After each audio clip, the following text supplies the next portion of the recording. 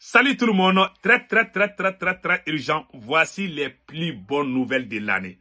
Depuis la Libye de Maréchal Khalifa Haftar, Tenzawaten, la frontière entre le Mali et l'Algérie, et il y a bonne nouvelle aussi au Niger et au Burkina Faso. Mes frères et sœurs, aujourd'hui, vraiment, je suis content. Je vous parle aujourd'hui, samedi 18 janvier 2025. La première bonne nouvelle, Maréchal Khalifa Haftar de la Libye, a donné son autorisation pour la construction des nouvelles bases, comme on appelle la militaires russes en Libye. 4 nouvelles bases. C'est-à-dire, les forces russes vont amener beaucoup de soldats et beaucoup de matériel militaire à la frontière entre la Libye et le Soudan, la frontière entre la Libye et le Tchad. Il y a un deuxième scénario qui se prépare, l'opération conjointe.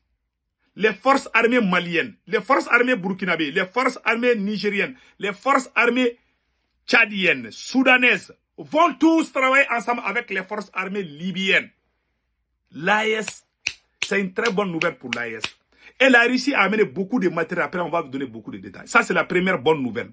La deuxième bonne nouvelle aujourd'hui, il y a défection au sein des terreaux depuis Tenzawaten. Il y a 4 éléments clés. 4 gros poissons viennent de déposer les armes depuis Tenzawaten, à la frontière entre le Mali et l'Algérie. Ce matin, j'avais fait une vidéo où ils ont amené et que les terroristes ont kidnappé un citoyen espagnol. Après, on va donner beaucoup plus de détails par rapport à ça. Donc, la troisième nouvelle aujourd'hui, le Niger a signé des accords avec la Chine, la société chinoise Watco, pour la sécurisation des pipelines entre le Niger et le Bénin, parce qu'il y a eu beaucoup d'attaques. Donc, voilà les nouvelles entre autres. Allons-y en Libye d'abord. Mes frères et sœurs, le maréchal Khalifa Haftar que vous voyez ici, l'homme fort de la Libye de Benghazi. Voilà ce qui est écrit ici.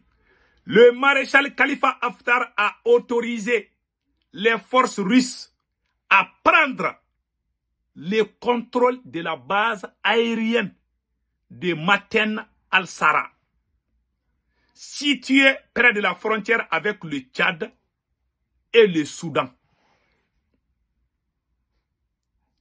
Vous avez entendu? 1. Le site permettra à la Russie d'établir une plateforme logistique pour ses opérations dans le Sahel.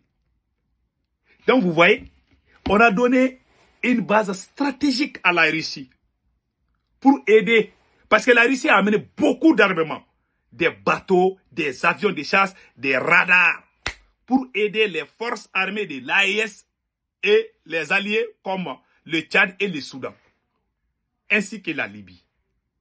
Ça c'est, après je vais donner beaucoup plus de là, donc je vais finir de lire d'abord. La Russie contrôle désormais 4 bases aériennes stratégiques en Libye. Je répète encore. La Russie contrôle désormais 4 bases aériennes stratégiques en Libye.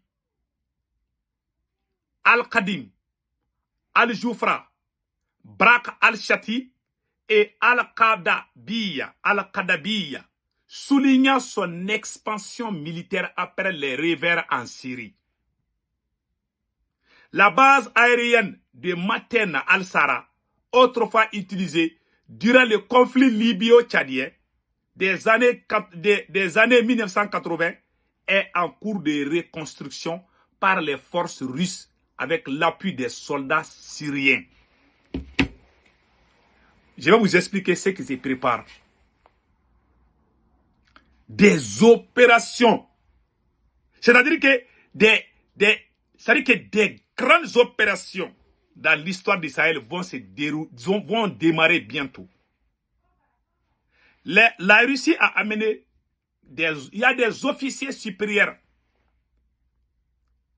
de la Syrie qui étaient avec Bachar Assad, qui ont préféré aller travailler avec les Russes, sont actuellement en Libye avec l'armée russe. Pourquoi la Libye a donné toutes ses bases à la Russie? Ça va permettre à la Russie d'aider les pays de l'AES. Beaucoup de radars vont être installés là-bas. Il y a beaucoup de soldats russes qui vont venir supplémentaires pour aider le Niger, le Burkina, le Mali, le Tchad et le Soudan dans la lutte contre les terroristes. Voilà ce qui se prépare. Je vous dis, si vous avez entendu que la Libye, le Tchad ont rejoint l'AES là, ne soyez pas surpris. Le Tchad là, le Tchad va rejoindre l'AES. Inch'Allah. Je vous annonce ça aujourd'hui, hein. Notez bien. Inch'Allah, j'ai dit Inch'Allah, ça veut dire si Dieu le veut. Voilà, il faut que je traduise ça. On ne peut pas parler à la place de Dieu. En tout cas, j'ai l'impression que le Tchad va rejoindre l'AES. On a entendu le cas de la Togo, mais on va parler du cas de Tchad. J'en suis sûr et certain que le Tchad va rejoindre l'AES. Donc, comme on appelle ces mouvements des soldats russes, désormais la Russie a des points stratégiques du Sahel. Ça va permettre à la Russie de voir tous les mouvements, surtout les bases aériennes. Je dis bien les bases aériennes. Ça va permettre à la Russie d'aider tous les pays de l'AES. Ils vont amener des radars, ils vont amener des armes sophistiquées pour traquer les terreaux. Et c'est une très bonne nouvelle pour nous tous. Nous voulons vraiment finir avec ces histoires de terreaux. Donc, vraiment, nous sommes contents d'apprendre cette nouvelle. Inch'Allah, je sais qu'il y aura des surprises dans les jours à venir. Inch'Allah. Puisque nous allons quitter la CEDEAO. Donc, on a des bons partenaires. La Russie renforce la défense. Et la Chine, allons-y au Niger. On a appris que les autorités du Niger ont signé des accords avec la Chine. Ça, c'est une excellente nouvelle. Pour la sécurisation. C'est-à-dire que l'armée nigérienne et la société chinoise Watco ont signé un accord ce mardi à Niamey visant à renforcer la sécurité des installations et des opérations pétrolières, notamment des oléoducs géants et reliant le Niger au Bénin.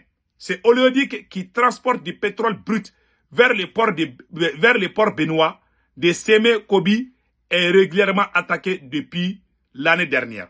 Les accords cadres et d'application ont été signés d'une cérémonie présidée par le général de brigade Sani Kaché, secrétaire général du ministère nigérien de la Défense, et un représentant de Watco. Le ministère a précisé qu'un engagement mutuel avait été pris sans toutefois fournir plus de détails. C'est-à-dire que la Chine va aider. Et la Chine va non seulement aider le Niger, mais vous savez, la Chine est très riche. Même les Français prennent l'argent avec la Chine. Même les Américains prennent l'argent avec la Chine. Donc la Chine on dit que quand la Chine, c'est-à-dire que tant que la Chine est là, l'AES va exister. Vraiment, on est content. On est très, très content. Donc, ils vont sécuriser les pipelines qui a tout le temps été attaqués par les terreaux. Donc, ils vont nous aider. Ça veut dire que les soldats chinois aussi vont descendre dans les arènes. Et les choses vont bouger. Je vous jure, l'AES là ne va pas tomber. Voilà. On va combattre les dirigeants corrompus au sein de l'AES. Et si un dirigeant n'est pas bon, on le dégage. Et l'AES va continuer. Moi, c'est ça ma mentalité. Je ne suis pas... On ne va pas nous manipuler pour nous mettre dans les faux problèmes. On va, tous les ennemis de l'AES, là, on va les combattre. Voilà. Même si même s'ils viennent de nos familles, là, on doit les dénoncer. C'est ça. Parce qu'on ne veut pas que cette révolution soit volée. Donc voilà, entre autres, ce qui se passe. Allons-y maintenant avec la défection au sein de FLN, Front de Libération de l'Azawad. Selon mes informations, ça c'est Issa Kamalien Lambda, selon mes informations, c'est vendredi, 4 éléments clés du Front de Libération de l'Azawad sous le commandement d'Ibrahim Inada, dans la zone de Infatra, à la frontière entre le Mali et l'Algérie, se sont rendus à l'armée malienne dans le secteur de Kidal avec armes et bagages. Leur chef les qualifie de traîtres. Ça chauffe entre eux. Il y a des terreaux. 4 éléments clés des terreaux sont venus avec armes et bagages. Ils ont déposé, voilà la photo. Je pense que j'ai la photo ici. Voilà la photo ici. Vous pouvez bien voir la photo. Ils ont déposé les armes. Peut-être que vous verrez ça dans dans le journal télévisé du Mali. Peut-être vous allez voir ça là-bas. Donc voilà, c'est une excellente nouvelle, non? Voilà ce qui se passe. Donc on est très content, on est très fiers de vous annoncer ces nouvelles. Je ne veux pas que la vidéo soit longue. On a aussi appris que nos compatriotes sont sortis en France, en Europe, pour soutenir l'AES. On leur tire les chapeaux. Bravo! Tous les gens qui sont sortis en France pour soutenir l'AES, on vous dit merci. Vive l'AES, que Dieu bénisse l'AES. Passez un excellent week-end. Ciao, ciao.